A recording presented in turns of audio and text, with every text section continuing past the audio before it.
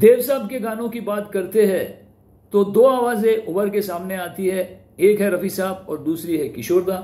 और दो music directors सबसे पहले आ जाते हैं, वो है दादा बर्मन और पंचम दा।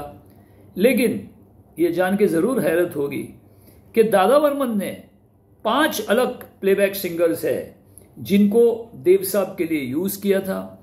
पंचम दा ने एक प्लेबैक सिंगर है किशोर दा छोड़ के जिनको देव साहब के लिए यूज किया था।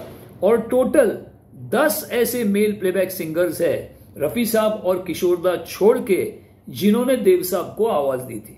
हाय friends, welcome to Half Ticket Music. Your host Milind आपके वेलकम्स यू। आज हम बात कर रहे हैं देव साहब के गानों के बारे में।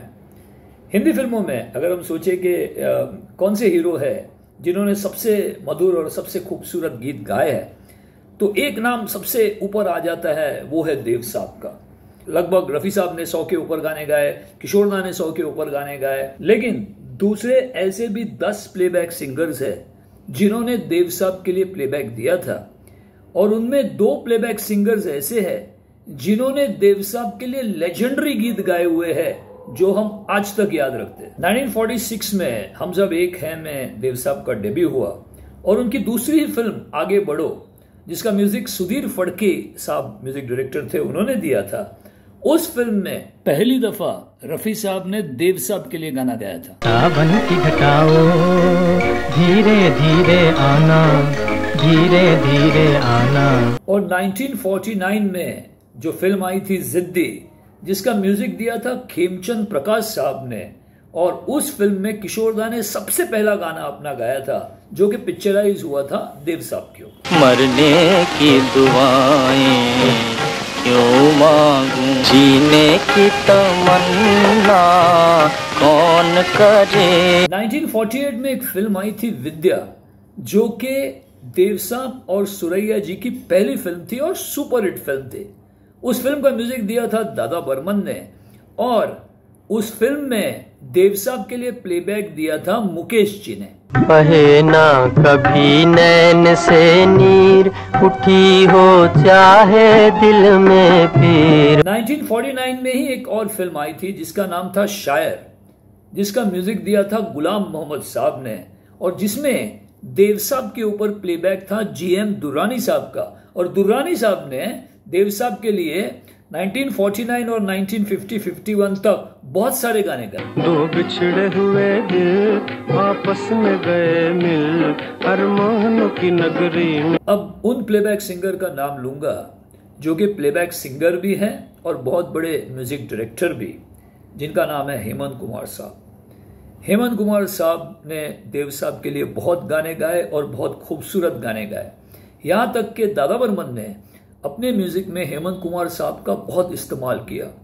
जाल, हाउस नंबर 44, 16वां साल, बात एक रात की, पतिता नाम की एक फिल्म आई थी जिसमें भी शंकर जयकिशन साहब ने हेमंत कुमार साहब से गाने गवाए, और ये कॉम्बिनेशन बहुत ही फेमस कॉम्बिनेशन था। ये रात ये चांदनी फिर कहाँ, तेरी दुनिया में जीने से तो बेहतर है कि मर जाए।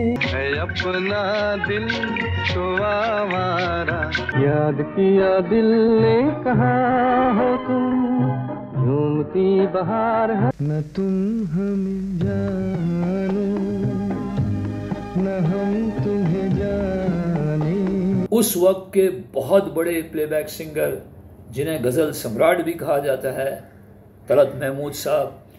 तलत महमूद साहब ने भी देव साहब के लिए बहुत गाने गाए। दादा बर्मन ने टैक्सी ड्राइवर में उनको यूज किया, पतिता में उनका गाना था। जाए तो जाए कहाँ, अंधे जहान के अंधे रास्ते, जाए तो जाए कहाँ।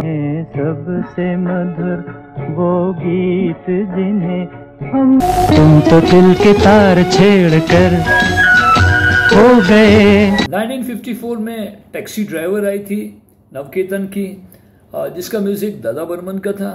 उसमें ऑफ कोर्स तलत साहब के गाने तो थे ही, लेकिन उसमें एक गाने में दादा बर्मन ने जगमोहन बख्शी साहब की आवाज यूज कर दी थी।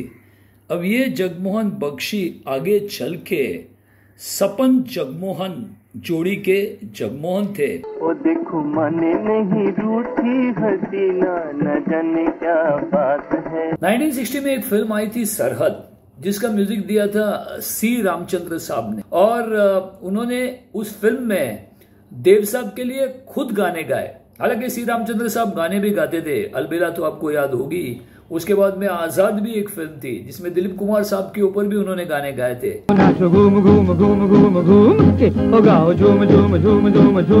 मन्ना डे साहब ने ज्यादा गाने तो देव साहब के लिए गाए नहीं। शुरुआत के दौर की कुछ फिल्मों में मन्ना डे साहब ने गाने जरूर गाए थे, लेकिन बहुत सालों के बाद में फिल्म आई थी काला बाजार, जिसमें दादा बर्मन ने एक गाने के लिए मन्ना डे साहब को देव साहब के ऊपर इस्तेमाल किया। सांझ ढली दिल की लगी थक चली पुकार के आजा आजा। 1961 में एक फिल्म आई थी माया, जिसका म्यूजिक दिया था सलीलदा ने। उस फिल्म में एक गाना है जो पहले आप सुन लीजिएगा और फिर उसके बारे में मैं बात करता हूँ। है दिल कहाँ तेरी मंजिल, ना कोई दीपक है। अगर आप थोड़ी देर के लिए ये सोच रहे हैं कि ये गाना हेमंत कुमार साहब ने गाया है, तो उन्होंने ये नहीं गाया। हालांकि उनके आवाज से रिजेम्बलेंस जरूर है, लेकिन ये गाना गाया था एक प्लेबैक सिंगर और जो खुद म्यूजिक डायरेक्टर भी थे, जिनका नाम था द्विजेन मुखर्जी। 1961 में एक फिल्म आई थी रूप की रानी चोरों का राजा।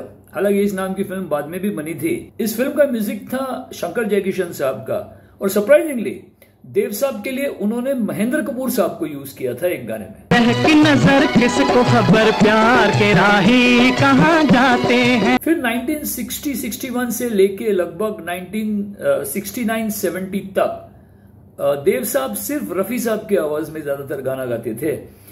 ओकेजनली किशोरदा बीच में गाते थे। लगभग 3 देविया और गैम्बलर के बाद में फिर देव साहब ने किशोरदा के आवाज में गाना गाना चालू किया, और एक फिल्म बीच में आई थी मनपसंद, जिसका म्यूजिक राजेश रोशन साहब का था, जिसमें एक गाने के लिए रफी साहब का आवाज यूज किया गया था। लेकिन किशोरदा के जाने तक ऑलमोस्ट ऑल गाने, सारे ही गाने किशोरदा ने गाए थे। सिर्फ एक एक्सेप्शन, फिल्म थी हम नौजवान, और उस फिल्म में एक गाने के लिए देव साहब के ऊपर सुरेश वाडकर साहब की आवाज का इस्तेमाल किया गया था।